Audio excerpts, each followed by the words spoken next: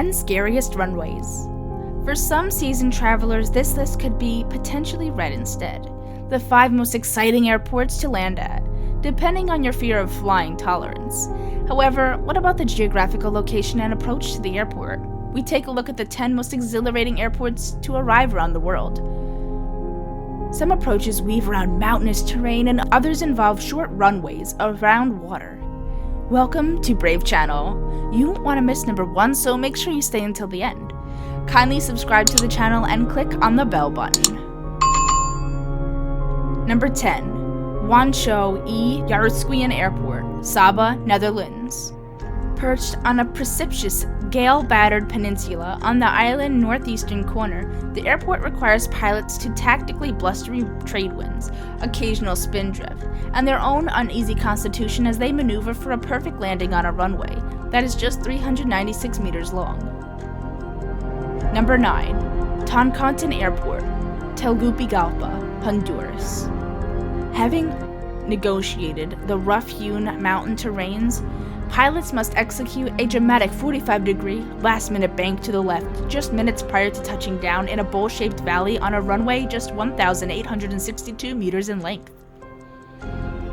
The airport, at an altitude of 1,000 meters, can accommodate aircraft no larger than Boeing 757s. Number 8. Lukala Tenzing Hillary Airport, LUA, Nepal. Perhaps the most infamous airport on the list, Tenzing Hillary Airport in Nepal is also known as Lukala Airport, has long been considered one of the most challenging and nerve-wracking airports to land in the world. The History Channel rating the airport as the world's most dangerous over a 20-year period in 2010. The high altitude at nearly 9,500 feet, rapidly changing weather conditions in the Himalayan mountains, and an uneven runway surface and vertical drop-off are just some of the dangers facing one of the highest airports in the world.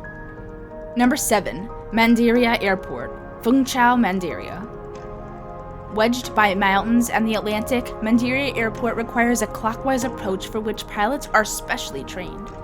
Despite a unique elevated extension that was completed back in 2000 and now expands the runway length to what it should be, a comfortable 2,743 meters, the approach to runway 05 remains hair-raising. Pilots must first point their aircraft at the mountains and, at last minute, bank right to the runway.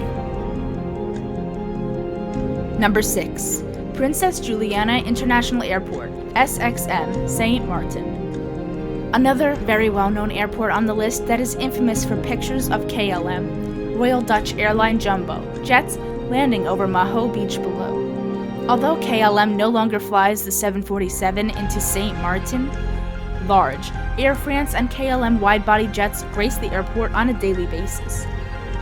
What makes this airport so spectacular is the fact that the runway is just over 7,500 feet in length, which puts it right on the limit for larger jets arriving. This translates to aircraft having to use every single foot of runway, and serves for very low aircraft passing over the water at the end of the runway on arrival. The length of the runway is just 2,180 meters, which is fine for smaller medium-sized jets, but as the second busiest airport in the Eastern Caribbean, it regularly welcomes wide-body jetliners like Boeing 747s and Airbus A340s, which fly low over Maho Beach and skim just over the perimeter fence.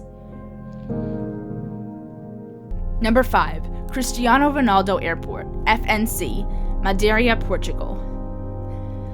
The recently renamed Madeira Airport in Portugal suffers from extreme crosswinds at times due to its location in the Atlantic Ocean. With the runway being extended further into the ocean, this has only led to further exposure from Atlantic winds, and videos of aircraft battling strong crosswind can look terrifying, coupled with numerous clips of aborted landings due to the wind. Number 4. Ronald Reagan Washington National Airport, DCA, Washington, D.C. One of the world's most visually pleasing airports to land or take off at can also make nervous flyers grip onto those armrests. Ronald Reagan Airport in Washington, D.C. requires pilots to make a winding visual approach past some of the capital's best landmarks to avoid high-profile buildings, including the Pentagon and the White House. This serves for low and weaving turns close to the ground. Similarly, when planes depart Reagan Airport, they tend to make an immediate sharp turn just seconds after departure to avoid the Washington Monument and White House. Number 3. Barra Airport, BRR, Outer Hebrides, Scotland. Probably the most unique airport on this list, if you even call Barra Airport its namesake. Aircraft land directly on the beach here, and when the tide is high, the landing strip disappears completely underwater.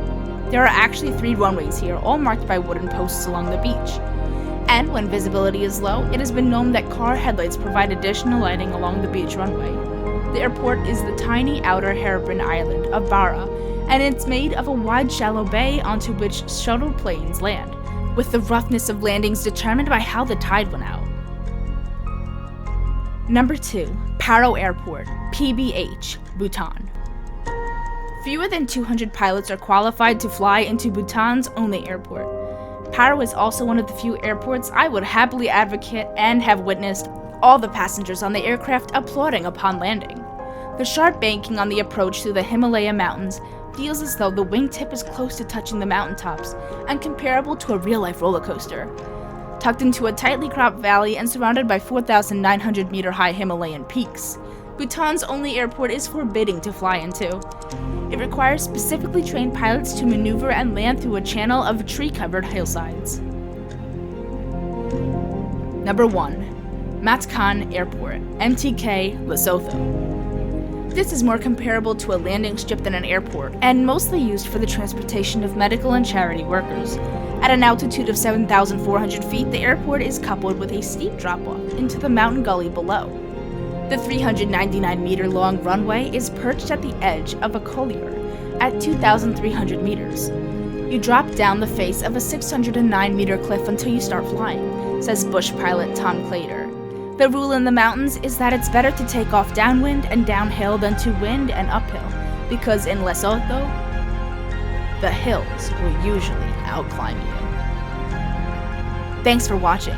Don't forget to click the like button, comment, subscribe, and hit the notification bell to keep up to date with all of our future amazing videos.